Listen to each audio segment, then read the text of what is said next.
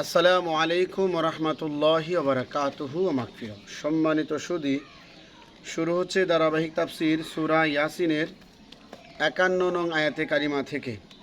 আউযু বিল্লাহি মিনাশ শাইতানির রাজিম। বিসমিল্লাহির রহমানির রহিম। ওয়া নুফিখা ফিস সূরি ফাইদাহুম মিনাল আজদাসি ইলা রাব্বিহিম ইয়ানসিলুন। যখন সিংগায় ফুঁক দেয়া হবে তখনই তারা কবরগুলি হতে বেরিয়ে রবের দিকে দৌড়াতে থাকবে। আরবের মুশরিকরা তাদের মৃতগুলি কবর দিত, পোড়াতো না।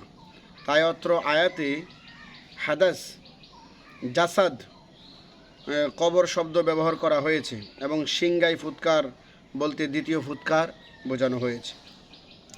ক্বালু ইয়া ওয়াইলানা মান বা'আসানা মিন মারকাদিনা হাযা মা ওয়া'আদার রহমানু ওয়া সাদাকাল মুরসালুন। তারা বলবে, হায় আমাদের দুর্ভোগ, কে আমাদেরকে আমাদের নিদ্রাস্থল থেকে জাগালো?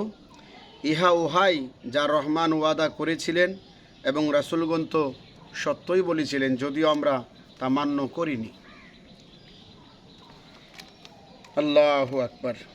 এরপরে আল্লাহ রব্বুল আলামিন বলেন, ইন কানাত ইল্লা সাইহাতান ওয়াহিদাতান ফাইদাহুম জামিউল লাদাইনা মুহদারুন। ইহা মাত্র একটি বিকট শব্দ, তখনই তাদের সকলকে আমার সামনে উপস্থিত করা হবে। আল্লাহ বলেন, একটি শব্দ, ইসরাঈল আলাইহিস সালাম বাঁশি বাজাবেন, আল্লাহ তাআলার সামনে সকলে উপস্থিত হয়ে যাবে। ফালইয়াউমা লা তুজলামু নাফসুন শাইআন ওয়া লা তুজজাউনা ইল্লা মা কুনতুম তা'মালুন। আজ কারো উপর বিন্দুমাত্র জুলুম করা হবে না এবং তোমরা যা করছিলে কেবলমাত্র তারই শাস্তি দেয়া হবে। মানে তোমাদের উপরে আমি আল্লাহর ক্ষমতা থাকার কারণে ক্ষমতা প্রয়োগ করা হবে না। যতটুক শাস্তির পাপ তোমরা করেছো ততটুক শাস্তি তোমাদেরকে দেয়া হবে, এর চেয়ে বেশি দেয়া হবে না। ইন্না সাহাবাল জান্নাতিল ইয়াউমা ফি শুগুলিন ফাকিহুন। নিশ্চয়ই জান্নাতবাসীরা সেদিন আনন্দে মগ্ন থাকবে। ইবনে আব্বাস রাদিয়াল্লাহু আনহু বলেন, জান্নাতবাসীরা তাদের কুমারী স্ত্রীদেরকে নিয়ে আনন্দে থাকবে। কুমারী স্ত্রী যাদের বিবাহ হয় নাই, হুর, একজন জান্নাতীকে 2টি হুর দান করবেন আল্লাহ তাআলা, আর নিজের স্ত্রী তো আছেই। আর যারা শহীদ তাদেরকে 70 জন হুর দান করা হবে। হুম আজওয়াজুহুম ফি যিলালিন আলাল আরাইকি মুত্তাকিউন। তারা এবং তাদের স্ত্রীগণ ছায়ার মধ্যে গদি বিশিষ্ট আসনে হেলান দিয়ে বসবে। সুবহানাল্লাহ। জান্নাতে বড় বড় ছায়াদার বৃক্ষ থাকবে, ওই গাছের ছায়ায় গদি বিশিষ্ট আসন স্থাপন করা হবে। জান্নাতবাসীরা সেখানে তাদের স্ত্রীদেরকে নিয়ে বসে আনন্দ উপভোগ করবে। সুবহানাল্লাহ। দুনিয়ার কি পার্ক, জান্নাতের ভিতরে পার্কের খেলা হবে। সুবহানাল্লাহ। লাহুম ফিহা ফাকিহাতুন ওয়া লাহুম মা ইয়াদউন। তাদের জন্য সেখানে থাকবে ফলমূল এবং যা কিছু তারা চাইবে তা সব কিছু জান্নাতে থাকবে। সালামুন কাওলাম মির রাব্বির রহিম। সালাম দয়াময় রবের পক্ষ থেকে শান্তি বাণী। জাবের ইবনে আব্দুল্লাহ রাদিয়াল্লাহু তাআলা আনহু থেকে বর্ণিত, তিনি বলেন, রাসূল সাল্লাল্লাহু আলাইহি ওয়াসাল্লাম বলেছেন, জান্নাতবাসীরা নিয়ামতে মগ্ন থাকবে, এমত অবস্থায় তাদের মাথার উপর দিক দিয়ে একটি নূরের আলো প্রকাশিত হবে। তখন তারা মাথা উঁচু করে সেদিকে তাকাবে। তখন তারা দেখতে পাবে উপর দিক থেকে তাদের রব তাদের নিকটবর্তী হয়েছেন। সুবহানাল্লাহ। এবং তিনি জান্নাতবাসীদেরকে সম্বোধন করে বলছেন, আসসালামু আলাইকুম ইয়া আহলাল জান্নাহ। আল্লাহু আকবার। আমাদের সকলকে আল্লাহ রাব্বুল আলামিন জান্নাতবাসী করুক, আমিন। ওয়ামতাজুল ইয়াওমা আইয়ুহাল মুজরিমুন। এরপরে আল্লাহ তাআলা অপরাধীর যারা তাদের আলোচনা করেছেন। হে অপরাধীগণ, আজ তোমরা পৃথক হয়ে যাও। জান্নাতবাসীদের সাথে তোমরা একত্রিত থাকতে পারবে না, তোমরা আলাদা হয়ে যাও তোমাদের পাপের কারণে। যারা জান্নাতে যাবে তারা আলাদা থাকবে, আর যারা দুজুকবাসী হবে তারাও আলাদা থাকবে। আলাম আহাদ ইলাইকুম ইয়া বানি আদম আল্লা তা'বুদু শাইতানা ইন্নাহু লাকুম আদুউম মুবিন। হে আদম সন্তান, আমি কি তোমাদেরকে আদেশ দেইনি যে তোমরা যেন শয়তানের আনুগত্য না করো? নিশ্চয়ই শয়তান তোমাদের প্রকাশ্য শত্রু। আমি তো তোমাদেরকে আদেশ দিয়েছি যেন শয়তানের অনুসরণ না করো, কারণ শয়তান তোমাদের প্রকাশ্য শত্রু। তোমরা যদি শয়তানকে শত্রু হিসাবে গ্রহণ করো তাহলেই তোমাদের জন্য ভালো হবে।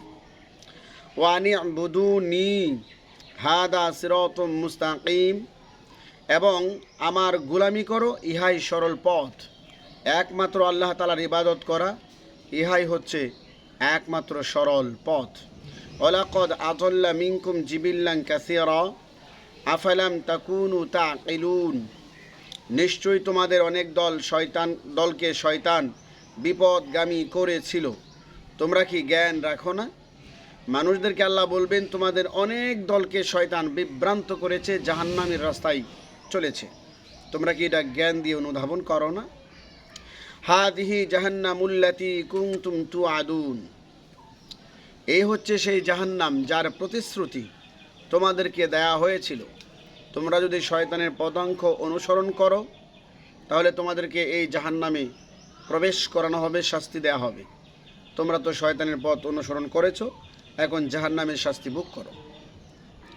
এরপর আল্লাহ তাআলা বলেন, ইসলাউহাল ইয়াউমা বিমা কুনতুম তাকফুরুন, আজ তোমরা উহাতে প্রবেশ করো তথা জাহান্নামে প্রবেশ করো যা তোমরা দুনিয়াতে অবিশ্বাস করেছিলে। মুহাম্মদ সাল্লাল্লাহু আলাইহি সাল্লাম যখন মক্কার মুশরিকদেরকে জাক্কুম গাছের কথা বললেন, তখন মক্কার মুশরিকরা উপহাস করছিল। তারা বলছিল আগুনের মধ্যে কিভাবে গাছ হতে পারে। এখন তাদেরকে জাহান্নামে ঢুকিয়ে জাক্কুম গাছ খেতে দেওয়া হবে এবং বলা হচ্ছে এই হচ্ছে ওই জিনিস যা তোমরা দুনিয়াতে অবিশ্বাস করছিলে।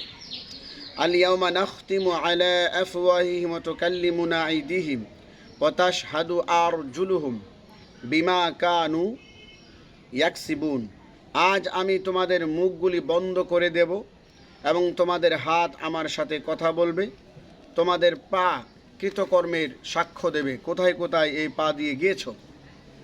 কিয়ামতের ময়দানে হাতের জবান খুলে যাবে, পায়ের জবান খুলে যাবে, আর নিজের অরিজিনাল মুখের জবান বন্ধ হয়ে যাবে।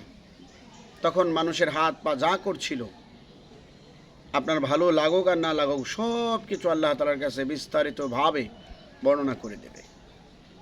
ওয়ালাউ শাআ লাতামাসনা আলা আ'য়ুনিহিম ফাস্তাবাকুস সিরাতা ফান্না ইউবসিরুন, আমি ইচ্ছা করলে তাদের চোখ বিলুপ্ত করে দিতে পারতাম, অতঃপর তারা পথ চলতে চাইলে কিভাবে দেখতে পেত।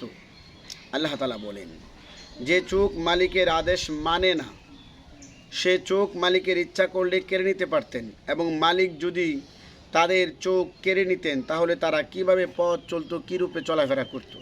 আল্লাহ তাআলা কি সুন্দর করে উদাহরণ দিয়ে দিয়ে বোঝাচ্ছেন। এরপরে আল্লাহ তাআলা বলেন, ওয়ালাউ শাআউ লামাসাখনাহুম আলা মাকানাতিহিম ফামাস্তাতাউ মুদিয়্যা ওয়ালা ইয়ারজিউন, আল্লাহ তাআলা বলেন আমি ইচ্ছা করলে তাদের স্ব স্থানে তাদের আকৃতি পরিবর্তন করে দিতে পারি বা পারতাম, ফলে তারা চলতে পারতো না এবং ওখান থেকে বাড়িতে ফিরে আসতে পারতো না। আমি তো এগুলো করিনি। তারা যেখানে অবস্থান করছে তাদের অবস্থানে আমি ইচ্ছে করলে তাদের আকৃতি পরিবর্তন করে বানর, শূকর, কুকর এরকম বানিয়ে দিতে পারতাম। এই সবগুলো আমার ক্ষমতার ভিতরেই ছিল।